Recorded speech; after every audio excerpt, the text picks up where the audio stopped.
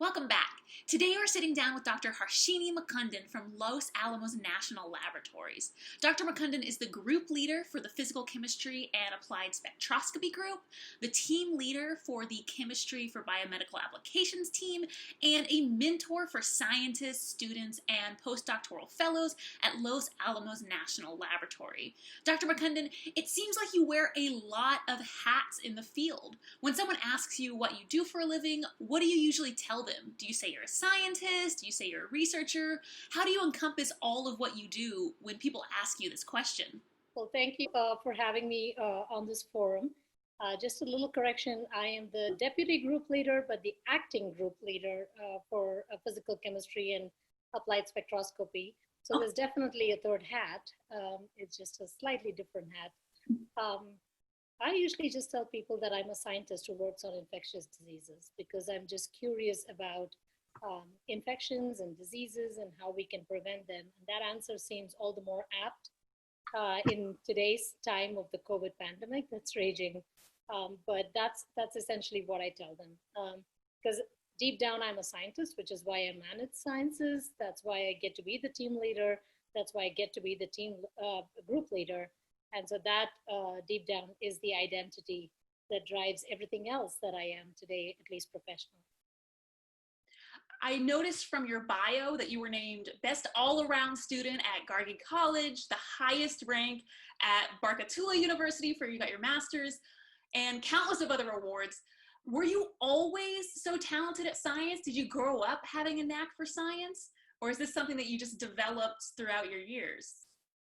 Well, you really dug through my bio. Thank you for that. Gargi College, my undergraduate, seems like a century away, a long time ago. But as you said, that was for being an all-round student. And that's because I didn't really know what my career choices were going to be, even though I had pursued the science field. I was interested in everything. I was interested in speech and debate, and I was interested in drama and acting, dancing, a whole bunch of different cultural things. Really, I did not know or have a great aptitude or talent for science early in life. It's actually only when I was doing my master's thesis work and got to work with researchers in the lab and explore what it means to be a scientist, not to study science, but to be a scientist, that I realized that this is what I wanted to do for the rest of my life. Until then, I was always a little bit confused, and I had so many things that I wanted to do. So you would say when you were getting your master's, that's when you first decided you wanted to become a scientist? Mm-hmm. Wow. Did you, in general, did you find that people were supportive of your desire to become a scientist? Did you receive any pushback? I didn't receive any pushback, but nobody in my family had been a scientist before. In fact, I'm the first person in my immediate family to even get a master's degree. And I'm the first person to get a master's degree in science in my immediate family. The first person in the extended family, as far as I can tell, to get a PhD. So it was definitely something new. And there were some concerns about, oh, that's going to take a really long time. And how about the rest of your life? Or what else are you going to do? And things of that sort. But a lot of encouragement and support, not really, no pushback. So you currently work for Los Alamos National Laboratory. For someone who's not familiar with the field, how would you describe the work that Los Alamos does? What type of work is going on over there? What type of work is not going on? A much easier question to answer. The history of Los Alamos, it was the Manhattan Project. It was created as a secret city during the Second World War. And this is where the atomic bomb was created. And this is a little bit of an infamous history, but it did bring an end to Second World War. But that actually led to the development of biosciences at LANO because people wanted to study the impacts of radiation on human health. That's essentially how biology at LANO started.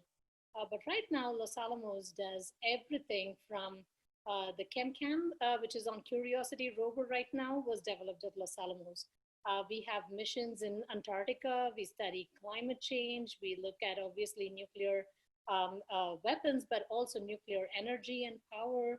We have people working on alternative energy and fuel cells. They developed the first high performance computing here. The Human Genome Project, they had a major role to play in this. So we have a really, really widespread history because it's essentially science in the national interest, and it's not limited to one pocket or the other. I particularly work on diagnostics development within Los Alamos, but it is really a place which is set up for learning because you will always hear something that you had no clue about or something really new, a new field of science every single day, and that's absolutely wonderful. Would you be able to briefly describe what your specific team does? What kind of questions are you trying to answer? Yeah, absolutely. So every time you go to a doctor's office, right? So the doctor has you say whether have you been coughing? Is your stomach hurting? And the kind of diagnostics that we run to figure out what you have is dependent upon those symptoms. So essentially, we are only developing diagnostics that for things that we know and we anticipate. So what happens when we get something that we do not anticipate? And what happens, when we get a disease that we do not have a diagnostic for? So my team is focused on developing point of care diagnostics that can be used either by people in clinics across the world or by our warfighters in remote areas of the world, or for global health applications in little villages and towns where there are very limited resources that are available, so that we can have universal strategies for the diagnosis of all infection. We've mainly been focusing on bacterial infections. We're just beginning to look at viruses, but mainly on bacterial. And the premise being that every time we get sick with a particular disease, your body is able to recognize it. It's able to recognize self from foreign. It's able to mount an immune response to it. And it does that by identifying some conserved signatures that are present on all these bugs that it has evolved to recognize those patterns. And if we could only do that in the lab, perhaps we could have a universal strategy for the diagnosis of all infection. And that led to our universal bacterial sensor concept, which is one of the driving projects on my team. There's many others that we work on for specific diseases as well. That's been one of our major missions, is to try to find out ways in which we can effectively diagnose things that we are both prepared and unprepared for. Have you encountered any setbacks in your career? And if so, how have you overcome those setbacks? Oh, there's a lot of setbacks. But there's small little things and there's major things, and every single day. So I think there's the challenges that are associated with the science itself. So for instance, if you take every experiment that went into my PhD thesis and did them one day after the other day and the next day and things of that sort, I would have been done in 6 months. But it took me almost 5 years, as it does most other people, to get your PhD. The other 4.5 years is setbacks. So it's things that did not work, and it's things that we're trying to make work. And in science, I think it prepares you and gives you a lot of patience and tolerance for setbacks, because that's essentially the nature of the beast. So there's been a lot of setbacks like that in my career development, which you learn to roll with. But in the science itself, you develop a hypothesis, you develop studies to go after the hypothesis, you want to accomplish something and you try to do it, but 9 out of 10 times it doesn't work out the way that you want to do it. You might get a beautiful assay or a result that works, but there's no way to do it in a field-friendly situation. So for instance, you could do it in the lab if you have the best resources in the world, but there's no way you can reciprocate that in the field. What do? You start again. So that sort of thing happens all the time. So I think both scientific setbacks and setbacks in terms of having to restructure your goals in life keep happening, especially in science maybe. And that's just something that you learn to roll with. Because it is what it is. It's not always what you think or what you want it to be. So. And then finally, do you have any advice for young people who might be interested in pursuing a career in biomedical sciences or just STEM careers in general? Absolutely. So the first thing I think is that a lot of times people think that this is not something they can do. and they get discouraged, especially girls, at a very young age from pursuing careers in science. Um, that is that is absolutely not true. If this is something you want to do, irrespective of whether people have done it in your family or not, you just have to put your mind into it. The reason that people get discouraged is partially because others tell them you can't do it, but also because they see there are no women in a particular field. You know, in some fields of science, whether it's some kinds of engineering or physics or theoretical physics or things of that sort, there's very few women in those fields. But I'm telling you, that's what makes it fun.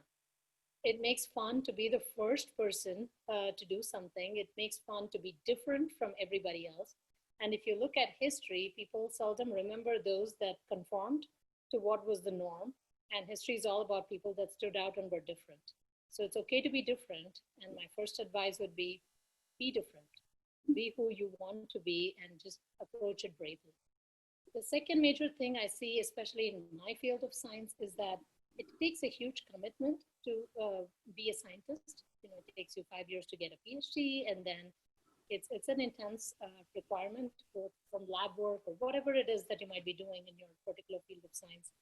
And a lot of times, women still bear the majority of the responsibility of relationships, domesticity, parenting, and that discourages them from thinking whether they can actually balance this out. And my thought is, yes, you can absolutely balance it out if you're clear about your expectations and your goals and your balance, your time balance, and you work it out with your partners and your families, and just be honest about this is equally important to me, or at least a close second place to everything else. Then I think it's possible to work it out. Don't be discouraged by it. I find a lot of people giving up and saying, I might want to just be a science writer, or I just want to maybe do something different because it's easier. And it's really not that bad. You just have to find the right system to make it work. And it's possible to make it work. It's possible to have both a good family and a good science career. So don't give up on that. And that would be my second advice. And third thing, don't hesitate to ask for help. This is what I tell people all the time. People think they should do everything by themselves. Students think they should do everything by themselves. They get discouraged by certain things, but they don't reach out. In my career, at least, I've reached out to a lot of different people. And even, there'll be these very senior scientists or people that I think are unreachable. They always respond, or most of the time they respond. So people are actually much more eager to talk to you, to help you, to support you, to give you either guidance or tell you, yes, you're doing the right thing, more often than not. So don't be afraid to ask for help or talk to people if you have any questions. Well, thank you so much for taking the time to talk with us. I really appreciate, especially your insight to young scientists. We have a lot of young adults and children that attend our museum, and I know a lot of them want to grow up to be scientists, so I'm sure they'll appreciate your words of confidence with them. Is there any way people who want to follow your work or hear from you, is there any place that you post online or anything like that? Yeah, we have a website at Los Alamos National Laboratory. They can search by my name and Los Alamos and find more about our work. Los Alamos is always doing releases on our work. So there's YouTube channels with little talks or other tidbits, not just from me, but from people in my team, because I get to sit here and talk about it. But the only reason I can be an effective scientist is because there's a lot of people working together on different aspects. So you'll hear from all of those different people. So yeah, just Google me and Google our lab, and you should find a lot of information out there. Okay, great. And we'll leave the link for that in the description of this video, so you can go check that out if you'd like to follow more about Dr. Mukundan's work. Again, thank you so much. I really appreciate you taking the time. And I'm fascinated by your work, and I know that the people who attend our museum are also fascinated by the type of work you do. Thank you, Erica. Thanks for your interest in our work. I You're really welcome. appreciate it. Yeah, thank you.